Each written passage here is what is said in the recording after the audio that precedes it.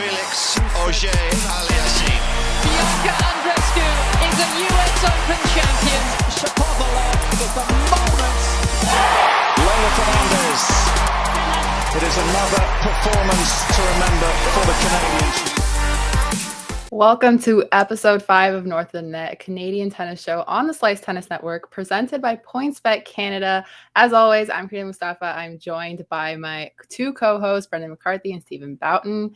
Guys, we're like on day 3, I think, now of the French Open, which is kind of crazy. We finally got past the first round. We're into the second round. We have a lot to talk about. Our Canadians on clay, thank God we have a lot to talk about, because otherwise I don't know what we would do for the show. But there's been some successes and some failures, maybe, depending on how you look at it. We did do our power rankings on the last episode, and I did want to say I did have Chapeau last. And lo and behold, that's very fair. That's, congratulations. That's actually huge. Yeah, I mean, congratulations, but I'm also like pretty upset because he did lose. But It is what it is, right? But yeah, he lost in the first round, really, really badly. I think that was probably about the worst it could have gone. I don't know, Brendan, your thoughts on Chapeau losing in the first round? Yeah, really a disappointing exit for Shapovalov. I mean, just couldn't find his rhythm to the final set in that tiebreak. Just wasn't hitting his shots, and countless unforced errors. I think it was over 50, Stephen, like 53 unforced errors. And our friend of the show, thanks to Stephen, Holger Rune, often ruining, if we can say that. Sorry, I had to throw that in. It's it's a huge feat for him for Rune in his tennis career. First main draw win at a slam. And just 19 too. So massive upset. There's been a ton of upsets already. I mean, on the women's side, I think 5 of the top 20 seeds have bowed out already. Raducanu just lost earlier this morning. We're recording this just after 8 a.m. Eastern on Wednesday, May 25th. So she just bowed out before we started recording. But not great. Shapovalov obviously dejected in the post-game presser. Needs to tweak a few things. Clearly needs to work on a few things mechanic-wise with his strokes, and not ideal for Dennis. Yeah, no, it was. I watched the match. I actually, I did a watch along. It was fairly early. I think it was the first match on yesterday, so it was kind of cold. Chapo had sleeves on, and then just right from the get-go, before the match, I said this is a total danger match for Shapovalov because Holger Rune's an amazing clay court player. He won the Junior French Open, I think, in 2019. And he's got most of his points basically from this clay swing, and he actually won. He won a 250 earlier, beating Zverev in Munich. So it's like this kid can ball, and he has the game style that is like a counter act to Shapovalov's, right? Rune can be super solid. He can counter punch and he can defend super well. So I was like, if Shapovalov has an off day and he's spraying balls, I favor Rune, and that's exactly what happened. Like Shapovalov just really didn't show up for the first 2 sets. Like it was not close, and Rune wasn't doing. And like, not to take away from what Rune did, he just didn't have to do anything to win those sets. He just had to keep balls in play, and Chapo was spraying. And then the third set, it got a lot tighter. Rune served for it, and Chapo broke back, and then it was like going back and forth, and then just a tiebreaker.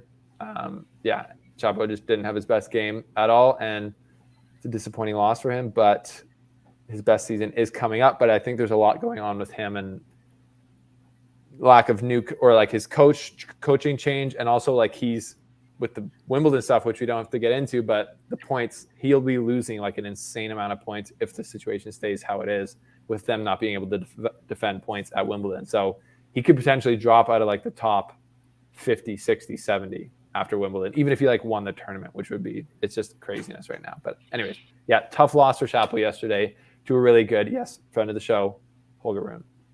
Yeah, that's really crazy. But the other ATP Canadian who is actually doing much better than we thought, maybe, I don't know. That first round match kind of scared me. But Felix auger-aliassime, he won his second round match just this morning, which was a lot easier than his first one, where he kind of went down 2 sets, 6-2, 6-2 against Juan Pablo Zverev. And then I was just sitting there like sweating. It's like, I can't believe this is happening. And then somehow Felix just pulls out the victory. Like this is a situation where best of 5 is actually good, because this is where I see like these major comebacks is like really exciting. All in all, we can have that debate, best of 5, best of 3 another day. But it's good to see that Felix at least had a much easier second round victory than his first round. Weight lifted for him. I mean, it's tough to say curse. Like it's a pretty sharp word because he obviously hadn't surpassed the first round in Paris before 2022. So for him, that is just a massive weight lifted off his shoulders. And he's cooking right now. I mean, before we started recording, he won in 3 sets in his second round match. And then obviously, as Karina mentioned too, battled back in 2 sets and won it in a 5-match thriller. So, I mean, his serve has been dominant. I think his win percentage off his first serve has been like into 75%, 80% range. So that is incredible to see. 14 aces in his first match as well. So his serve is cooking, and he looks so poised. And I tried to wake up early to watch his match, and as soon as I woke up, he was already a point away from winning the match. So yeah. he is en route and rolling into the third round.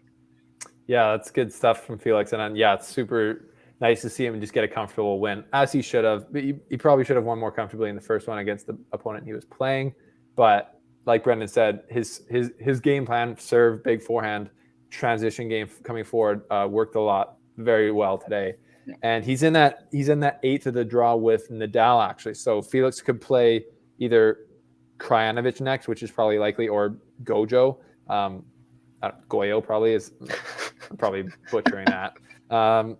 But he'll play one of those 2 guys next. And I'm taking, Krajinovic is tough on clay, but I would take Felix as a victor there. Then to potentially play Nadal in the 4th round, which would be obviously blockbuster and a huge opportunity for Felix to cement it's literally an opportunity, if that match happens, to cement your name in like tennis history, the history books.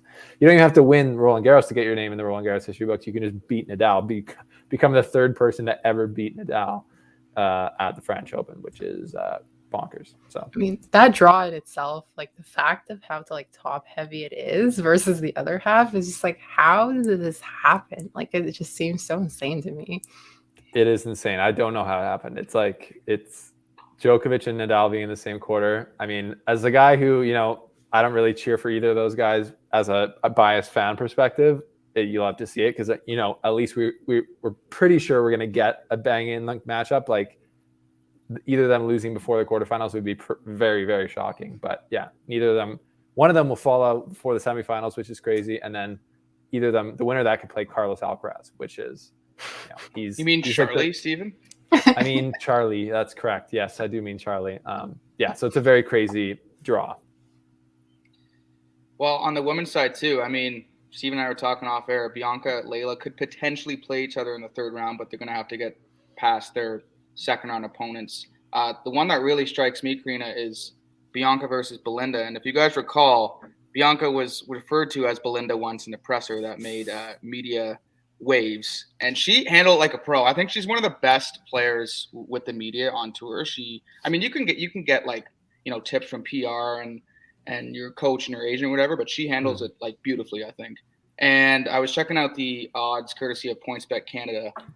Plus 132 for Bianca. I would smash that number over Belinda. They've only played once back at the US Open semis, and you know who won that. Let's go. So I think I would take that plus 132. I will take that big time for Bianca versus Belinda. Yeah, it's definitely one of those matches where it's a really big test. With Bianca being that really good clay player, really solid, I do want to back her up.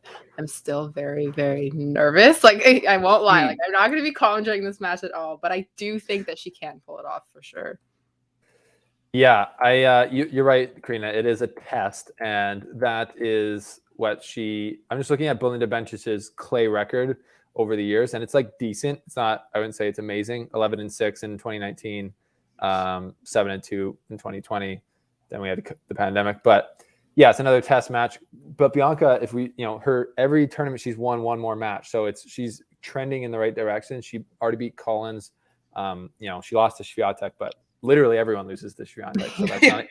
I was thinking about that. I was like, everyone's like, oh, it's a good measuring stick about how your level is. And then I was like, wait, no, it's not. Every single person loses to Swiatek. So it doesn't show you if you're playing good or playing bad, because it like really doesn't matter because you're going to lose.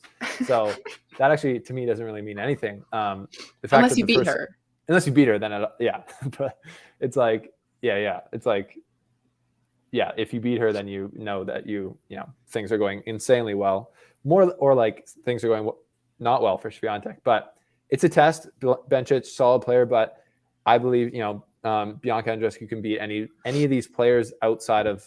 I would back, like, she has a chance versus everyone, I think, except for Swiatek right now. So I think she's got a good chance. I like Brendan's confidence to put some money on it, and I don't think that's a bad bet at all. But I think it's just, she had to really battle. I don't know, did either of you guys watch her first round? Like, she really had to battle to come out of that. She could have lost, and I thought she was going to lose at one point because the qualifier, I forget her name. She's Bonaventure, yes. Just crushing the ball.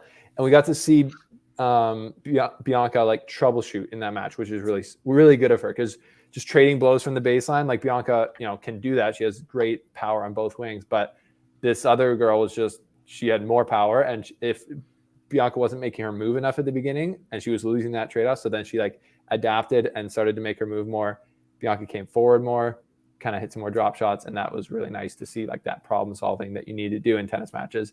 And in women's game, like you have less time to do it, right? Like you only have three sets, which is kind of scary if you're like a top seed and you're like going down. It's like this could be over in 2 quick sets. You never know. So great of her to come through, and I think she has a great chance against Bencic. She'll just have to play well. And I think that's like the best part of Bianca's game too, right? Like that troubleshooting, that adapting within the games. Like she's known as like playing 3 sets all the time because that's what she does, right? So I think she's kind of like one of the few players, at least on the WTA tour, that if she goes to a 3rd set, I'm still pretty comfortable in her winning the entire match. Yeah, even if she lost the first, or even if she like won the first set, lost the second set, you're right. Like she's able to change, and it feels like she is one of the few players who, when the going gets tough, like when it gets tight in a match, like she actually is more comfortable in that. And I think, that's just comes from winning tournaments and stuff, and that she has a very strong, belief in herself, obviously. And that's, when we talked earlier, she was really talking about she didn't want to base her comeback off of her, just her results. Like that's kind of the, can be unhealthy in a way. But I think if she was basing her comeback progress on the way that she's been able to think through matches and still win 3-set matches, like, that's got to be a great marker for her as far as getting her form back. So I think, if she beats Bencic and Leylah beats Siniakova, then they play each other. Which, Karina, what are your thoughts? Brent and I were talking before the show. Is that a good thing or a bad thing? Like my initial thought was it's a bad thing because only one of them will make it through. But then it's like, we got to guarantee, if they can make it through the second round here, we got a guaranteed Canadian in the 4th round, which is pretty good. I mean, it is what it is. Like, I guess you can't really complain too much because I would say best case scenario is that they play each other, because then at least both of them will get through the second round. And I think that would be a very interesting match for sure. But then at least you have guaranteed a Canadian making it through the 3rd. So I guess there's positives that way if you look at it like that. The 4th, yeah. Or sorry, the 4th, yeah. Which would be, and then they would play the winner of, or they'd play either Anisimova or Sakkari, probably, both those, they're killers on clay. So that gets real tough, but that's fair enough. My question to you guys is let's just hypothetically say Andreescu and Leylah make it through, because it's going to kind of suck. This episode's going to come out after they've actually played. Who's looking the best so far? Who would you bet on to make it deepest in the French Open right now, based on what you've seen so far? I think I'm going to stick with how my power rankings were and say Bianca will probably come out on top of that, especially if she gets past Bencic. I mean, I had Leylah at 4th in my power rankings. So I tend to agree with you too. Bianca, she was number 2 for me in my power rankings, and she looks in fine form right now. And I said it off air too, Steven. Like I would love to see that matchup in the 3rd round, Bianca versus Leylah. We would crave that as especially here in Canada, Karina, for Canadian content, Canadian media. Like, come on. Yeah, it's true. Big time matchup. I would say honestly, I think I put Felix now ahead of Bianca. I think I had it Bianca. It's definitely possible, yeah. I think I had it Bianca, Shapo, Felix, Layla. That was my order, I think.